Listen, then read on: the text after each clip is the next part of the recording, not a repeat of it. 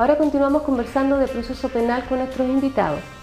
¿Con qué tipo de recursos cuenta el Ministerio Público para investigar? Bueno, ahí el Ministerio Público tiene los recursos propios del Ministerio Público y su personal, tienen los fiscales, abogados asistentes, una serie de personal administrativo y técnico, y además con organismos auxiliares. Dentro de ellos está fundamentalmente la Policía de Investigaciones y Carabineros de Chile. Hay eventualmente también delitos que se cometan, por ejemplo, en espacios aéreos, que ahora son competencia nuestra, puede tener con recursos de la aviación, o en el borde marítimo también con la Armada, y los que suceden adentro de los recintos penitenciarios con Gendarmería, pero eso es más excepcional. Es fundamentalmente la Policía de Investigaciones, la Policía de Carabineros y otros organismos auxiliares como el Servicio Médico Legal para las lesiones, el Instituto de Salud Pública para algunas pericias de droga, etc.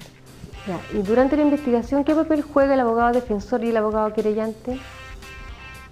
Bueno, el abogado defensor generalmente puede ser considerado una especie como de... bueno, técnicamente ejerce la defensa y eso supone una participación activa en la investigación, pidiendo diligencia, a fin, digamos, de ir elaborando lo que se llama la teoría del caso, de lo que ocurrió, lo que nuestro cliente nos indica que puede haber ocurrido, que es distinto quizás a lo que el Ministerio Público persigue. Por lo tanto, nuestra labor es una labor, digamos, fundamentalmente de ejercer una defensa que se traduce en una actividad durante la investigación, que se traduce en una actividad en las audiencias y que básicamente están destinadas a cumplir con las garantías, a que se respete la dignidad de las personas que están siendo perseguidas, que se respeten sus garantías, y entre esas la más importante obviamente es la defensa de los imputados, y básicamente esa es nuestra labor, una especie como de barrera de contención al Ministerio Público en cuanto a que la persecución tiene ciertos límites, y digamos, ya ahí está, digamos, la defensa también para cautelar por los derechos del perseguido. Bueno, respecto del querellante se puede señalar que incluso un proceso penal o una investigación puede comenzar con la querella. Se presenta una querella y esta se despacha del Tribunal de Garantía a la Fiscalía y comienza la investigación. Entonces, desde un comienzo puede participar la víctima. La víctima tiene una labor coadyuvante básicamente con la Fiscalía, puede aportar pruebas, solicitar diligencia, participar en las audiencias, al igual que la Defensoría, y normalmente va uno en camino paralelo con la Fiscalía, puesto que, como se adelantó la Fiscalía, ellos tienen la facultad exclusiva de investigar, y por lo tanto uno tiene que solicitar la diligencia. Pero también el querellante en las proximidades de un juicio oral puede presentar una demanda civil de indemnización de perjuicio o antes para pedir la restitución de bienes, en fin. Y puede hacerlo, puede presentar e incluso seguir en forma independiente de la Fiscalía en un momento determinado. Entonces se hace un forzamiento de la acusación. Y por lo mismo también puede presentar pruebas de él exclusiva durante el proceso o en el juicio oral propiamente, sin necesidad de, como lo había adelantado, este principio de objetividad, sino que apuntando derechamente a los intereses de él. O sea, tiene la posibilidad de ejercer derechos, aunque, como digo, algo limitado, pero sí participar, enterarse, comunicarse cuál es el estado de la investigación y poder presentar pruebas. Ya, ¿y de qué manera la Fiscalía garantiza la protección de las víctimas? Bueno, el Ministerio Público tiene una unidad que se llama la Unidad de Atención y Protección a las Víctimas y Testigos, que es la encargada de dar asistencia a las víctimas durante la investigación y también durante el juicio oral. Hay algunas medidas concretas en casos de peligro, pues hasta reubicarse a una víctima y un testigo. Pero también estamos obligados, podemos despachar o podemos darle a la policía órdenes de protección a las víctimas, pero son bastante menores. O sea, podemos dar que la policía le dé una atención preferente, rondas periódicas, etc. Pero si queremos darle una protección mayor, que por ejemplo le implique al agresor o al presunto agresor acercarse a la víctima, ya tenemos que solicitar al juez de garantía que también dé medidas de protección a la víctima, y ahí están las llamadas medidas cautelares, que muchas de ellas dicen relación con la protección a las víctimas, que es así las decreta el tribunal a solicitud del Ministerio Público y del querellante también. A propósito de eso, ¿nos podría explicar qué son las medidas cautelares? Las medidas cautelares son aquellas que tienen por objeto dos cosas, pues tres cosas: proteger a la víctima, asegurar la presencia del imputado durante los actos del procedimiento y también del juicio, y otras medidas cautelares que esas son personas que se llaman reales, que son eventualmente asegurar que la víctima puedan indemnizar civilmente, obtener reparaciones civiles, pero son de mucho menor frecuencia. Las comunes son las que tienen por objeto asegurar a la víctima fundamentalmente y asegurar la presencia del imputado a los fines del procedimiento, a los actos, a la investigación, que vaya al tribunal, que se puede hacer en definitiva la investigación y el juicio. Y también se señala como la protección de la sociedad, que sería la prisión preventiva, y que uno de los motivos por los cuales las personas permanecen privadas de libertad, no obstante la presunción de inocencia, porque toda persona se presume inocente hasta que no hay una sentencia condenatoria, están presas durante la investigación. Uno de los motivos que se señala es por seguridad de la sociedad, y hay varios indicadores, por decirlo de alguna manera, que señala la ley, que se estima que la libertad de esa persona constituye un peligro para la sociedad. Durante la investigación se pueden aplicar salidas alternativas. ¿Qué entendemos por eso? Las salidas alternativas son formas de dar término a la investigación o al procedimiento penal o suspenderlo sin que sea necesaria una sentencia definitiva condenatoria. Son los llamados acuerdos reparatorios fundamentalmente. Bueno, hay salidas previas que también el Ministerio Público puede desechar algunas causas que son de menor importancia o escaso valor, de manera tal de poder utilizar los recursos, que siempre son escasos, sobre todo los recursos personales, no hay muchos fiscales, no hay muchos abogados asistentes, para otro tipo de causas, que son principio de oportunidad. Por ejemplo, yo puedo ver una causa y decir, esto tiene poca relevancia jurídica, no es muy importante, por ejemplo, el hurto de un supermercado de 200 pesos, de 1.000 pesos, 2.000 pesos, en realidad todo lo que yo voy a gastar en cobrar en los 2.000 pesos, por ejemplo, de un supermercado, en Carabineros, muchísimo más. Entonces, se llama principio de oportunidad.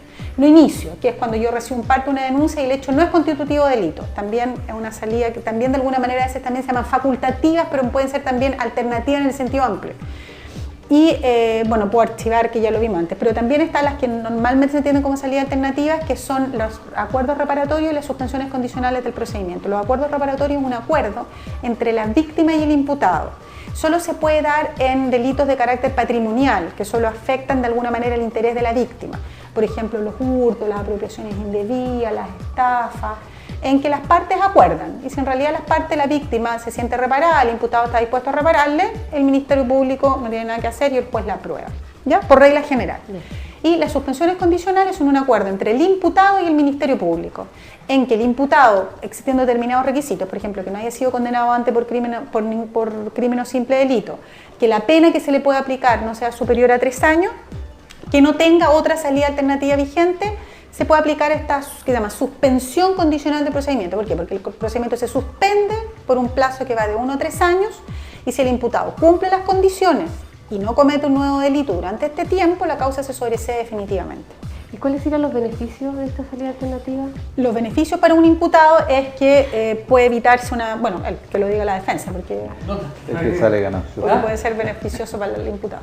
Claro, lo que pasa es que las salidas alternativas suponen que el cumplimiento de las mismas extingue la responsabilidad penal, digamos, de la persona que está eventualmente siendo investigada. Por lo tanto, en el fondo, la manera más gráfica de explicarlo es que si tú cumples las condiciones y te portas bien, esto va a quedar archivado, va a quedar en nada, como si nunca hubiera ocurrido nada, en ningún registro público, salvo un interno que queda en el Ministerio Público, pero digamos no afecta a mis papeles, que muchas veces los antecedentes que la gente indica o que le preocupan muchas veces. Y también se extiende a los delitos que también muchas veces se cometen con culpa, a los delitos culposos, a los accidentes de tránsito. También tienen la posibilidad de salir por este medio, digamos, de acuerdos reparatorios o suspensiones condicionales. Y también los manejos en estado de ebriedad, que son bastante frecuentes. En la etapa final de la investigación, ¿existe algún otro procedimiento distinto que evite llegar al juicio oral en lo penal?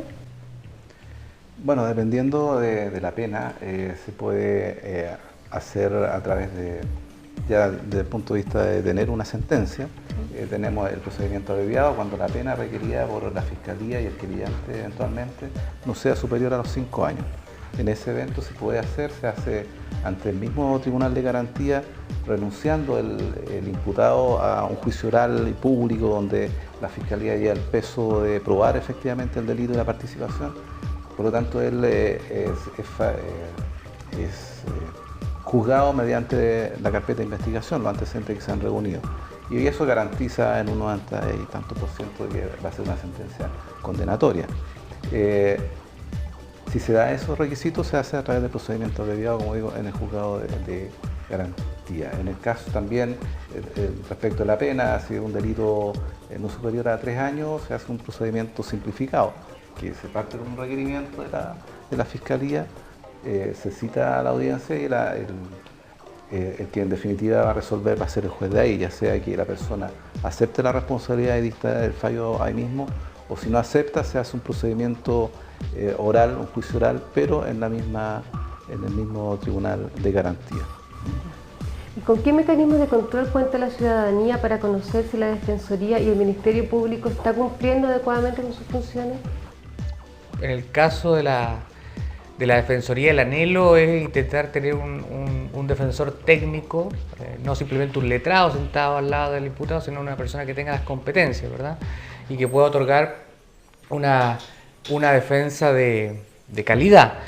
De manera tal que entonces nosotros estamos un poco controlados a través de varios mecanismos internos que se llaman inspecciones, mecanismos de auditorías, interna y externa, donde nos revisan la carpeta, tenemos que explicar por qué adoptamos una u otra decisión en algún minuto determinado, y el reclamo ciudadano, que es la manera en que también el ciudadano tiene el derecho a reclamar del abogado defensor cuando considera que no ha cumplido, no ha satisfecho sus pretensiones, y eso sigue un conducto regular en el cual se analiza el reclamo del ciudadano y se le da una respuesta en relación a sus requerimientos. Esos son los medios con que se cuenta el día de hoy en la Defensoría Penal Pública. ¿Y en la parte fiscal? Los fiscales estamos absolutamente controlados, tenemos un montón de controles que son controles internos dentro de las mismas, al interior del Ministerio Público, porque hay un control jerárquico, hay un control de gestión y también somos controlados desde afuera, la misma defensa. La defensa es un gran controlador, o debería ser un gran controlador de la actividad del Ministerio Público. Entiendo la defensa técnica como la labor es más bien poner la mayor trabas posible a la labor persecutora del Ministerio Público, que está bien, eso es lo que corresponde para evitar la arbitrariedad de la persecución. Estamos sujetos a los controles del Tribunal de Garantía, estamos sujetos también eventualmente al querellante respecto de que el interés que tiene el Ministerio Público no vaya en contra o el interés de la víctima o obvie un poco el interés de la víctima. Por lo tanto, los controles que tiene el Ministerio Público son muchísimos y está muy bien que así sea. A 12 años de la implementación de la reforma procesal penal, ¿cómo evalúan este proceso de modernización de la justicia en Chile? Bueno, si me permiten, como parece que soy que tengo más edad en esto, conozco del otro proceso penal que era una situación casi medieval. Este sistema, si bien totalmente nuevo aquí, no es lo mismo afuera, pero tiene más ventajas que desventajas. Aun cuando de pronto las personas tienen esta sensación de desprotección por ver salir a tantas personas que aparecen cometiendo delitos en forma tan fácil, esto no se veía antes porque no tenían acceso a eso. Pero un menor de edad, por ejemplo, que antes también cometía delitos, también se dejaba libre, pero ahora lo ve que salen. Entonces, el hecho de poder tener acceso a la carpeta de investigación, el que el imputado tenga una defensa y no hacer las acusaciones que antes uno contestaba así en forma casi como reflejo, ha cambiado. Incluso el debate ha cambiado porque los profesionales, como tienen que exponer y enfrentarse a situaciones contingentes en la misma audiencia, hace que estén más preparados. Y eso se ve básicamente en el debate en las audiencias. Por lo tanto, tengo una opinión bastante favorable a este sistema procesal. Si bien se puede mejorar sin duda, pero me parece que es lo más adecuado para nuestro país. ¿La opinión de ustedes respecto a...? Bueno, en el caso particular yo también tengo una opinión favorable, porque desde el hecho en que el Estado chileno toma esta decisión y separa la investigación del juzgamiento, ya es un avance. Yo creo que eso ya... antiguamente teníamos un juez que era investigador, acusador y sentenciador, y eso rompe todo esquema, digamos, o toda posibilidad de defender ese sistema. Entonces este sistema, ya cuando toma esta decisión de separar la investigación del juzgador, ya eso radicalmente nos pone a niveles de países desarrollados, y luego además establece esta idea que dice Víctor de la contradicción. La contradicción supone que previo a resolver el tribunal tiene la posibilidad de escuchar a las partes. Y por lo tanto esta posibilidad de escuchar a las partes, fiscal, defensor, querellante e incluso a la víctima si va a la audiencia, incluso al imputado si quiere renunciar a su derecho a guardar silencio y declarar, y luego tomar decisiones, legitima la decisión del tribunal. Y además, si suma a eso la publicidad que la familia, que de cada parte, digamos, de los imputados, las víctimas, puedan ir a audiencia, hace que el sistema es un sistema transparente. Que puede que la decisión en un minuto determinado uno no la comparta, pero es un sistema transparente, un sistema en el cual se escucha a los distintos intervinientes, se ve la labor y finalmente el tribunal dicta una decisión, que es muy distinto al sistema antiguo que se hacía básicamente a puerta cerrada, donde uno ni siquiera conocía al juez. Bueno, yo particularmente creo que es el mejor regalo que le ha hecho la democracia a la justicia. O sea, es la concreción de la democracia en materia de justicia. Y creo que ha sido una implementación absolutamente exitosa. Por más que se diga que los problemas, la gente tiende a olvidarse. Y normalmente se olvida de lo que había antes. Y se dice, pero ¿por qué es tan lento? Y una investigación que dura 4 meses. En el sistema antiguo una investigación duraba 4 años, 3 años o mucho más. Pero también por las garantías. O sea, nosotros nos vienen a mirar de otros países. O sea, la existencia de una defensoría penal pública no existe en países desarrollados como España. En España no hay una defensoría penal pública, como hay hoy día. O sea, el acceso que tiene la gente a las garantías, al derecho a defensa, a la publicidad, la eliminación de la confesión. Mira, el sistema que existía antes en Chile, antes de 12 años, no era que estuviéramos atrasados en 30 años, estábamos atrasados en 200 años. Cuando se dictó el Código Procesal Penal en 1906, ya no existía en el resto del mundo, y lo dice el mensaje. Esto ya no se usa, pero no tenemos más remedio. O sea, hasta antes los apremios ilegítimos como una forma de obtener las confesiones de los imputados no era, y no estoy hablando de la violencia, de los apremios políticos, no estoy hablando de la delincuencia política, para obviar ese tema. Pero era así, o sea, yo no soy tan joven como cree Víctor, sé lo que es la práctica, pero alguien lo tomaba detenía un día viernes y se podía pasar preso hasta el día lunes. Y llegaba con los ojos en tinta y confeso. Y así era, o sea, el apremio ilegítimo era una práctica para obtener confesiones, porque la confesión era válida. O sea, la confesión, eso es propio de la Inquisición. Eso es del 1600, del 1700, o sea, es pre-revolución francesa. Realmente era una cosa terrible, y porque yo lo sé, porque yo tramité en juzgados del crimen, porque tuve gente que estuvo detenida, o sea, algo real y cotidiano. Por lo tanto, la gente se olvida y pierde el valor. Y lo que una jueza dijo y salió, todos los millones que se habían gastado no habían servido para nada, han servido para muchísimo. Para muchísimo. O sea, el solo hecho de que hoy día cada persona ciudadana en Chile tenga derecho a una defensa frente al poder del Estado, el poder que lo ejerzo yo como fiscal, que yo lo podría tener como ciudadana, si cualquiera puede ser imputado en un delito. Tú puedes salir ahora a chocar, pasarte una luz roja y atropellar a alguien. Un hijo tuyo, tu marido puede ser conducción en estado de ebriedad, cualquiera. Si es que uno piensa delincuente, piensa en el ladrón. Sí, se imagina el ladrón con el pasamontañas. Ese es un tipo de delincuencia. Pero el resto no, y ese solo hecho es, la democracia no es votar cada 5 años, cada 4. Es esto, justicia es esto, es tener hay muchas deficiencias, hay escasez de recursos, con los fiscales estamos llenos de trabajo y realmente eso hace que uno pierda, a veces se pone medio mecánico, los defensores también, etcétera. Hay muchas cosas que ajustar, hay muchas cosas todavía que optimizar en materia de recursos, pero obviamente este es un proceso ejemplar. Ejemplar en el mundo también, respecto de países que ya tenían un sistema acusatorio. Nosotros, como somos un nuevo sistema, lo hemos superado en un montón de cosas. Por lo tanto, este es un tremendo regalo que nos hemos dado como país a la justicia, pero un regalo de todos, porque finalmente es un sistema de todos, y no es de los fiscales. Como país nos hemos dado este sistema penal que realmente es ejemplar en el mundo. Queremos agradecer la participación de los profesionales que nos acompañaron hoy en Red de Justicia Local. Muchas gracias. Gracias a ustedes. Gracias a ustedes. A continuación, una síntesis de los principales puntos tratados en el día de hoy. Función de la Fiscalía. El Ministerio Público, también conocido como Fiscalía, es un organismo autónomo del Gobierno, el Congreso y el Poder Judicial. A la Fiscalía corresponde dirigir la investigación de los delitos, llevar a los imputados a los tribunales y dar protección a las víctimas y testigos. Función de la Defensoría. La Defensoría Penal Pública tiene personalidad jurídica y patrimonio propio y está sometida a la supervigilancia del Presidente de la República a través del Ministerio de Justicia. Su misión es proporcionar defensa penal a las personas que carezcan de abogado y vigilar el cumplimiento de las garantías y derechos del imputado, asegurando su efectiva e igualitaria participación en el proceso penal.